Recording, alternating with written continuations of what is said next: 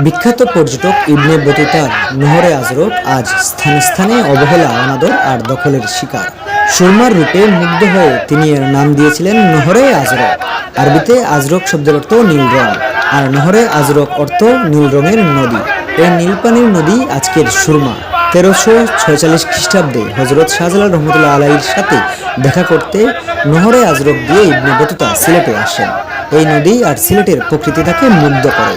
কেবল Ibn Battuta নয়, নিকট অতীতেও এই সুরমার তীরে এসে প্রাণ জুড়াতেন নগরবাসী। কিন্তু সেই সুরমা এখন অনেকটাই মৃতপ্রায়। জায়গায় জায়গায় জমেছে চোর, জমা হয় ময়লার স্তূপ। বর্ষা মৌসুমে এই অবস্থা তেমন বোঝা না গেলেও শুকনো মৌসুমে সুরমার বুকের এই ক্ষত একেবারেই স্পষ্ট হয়ে ওঠে। অনেক জায়গায় দীর্ঘদিনের নদী শাসনের অবহেলায় মাঝ নদী অবধি চর এত শক্ত হয়ে বসেছে যে বর্ষার তীব্র স্রোতেও তা সরাতে পারে না।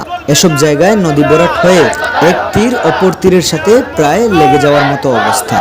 আর বেশিরভাগ জায়গায় নদী একদিকে অর্ধেকেরও বেশি চর জমে ভরাট হয়ে গেছে।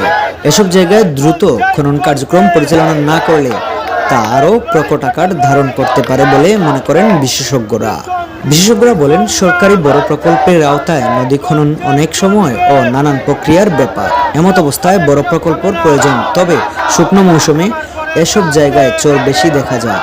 সেসব জায়গায় সনাতন বা ছোট প্রকল্প কিংবা উদ্যোগ নিয়ে খনন করা যায়। নগর কর্তৃপক্ষ এবং পানি উন্নয়ন বোর্ডের আন্তরিকতা থাকলে তা করা সম্ভব।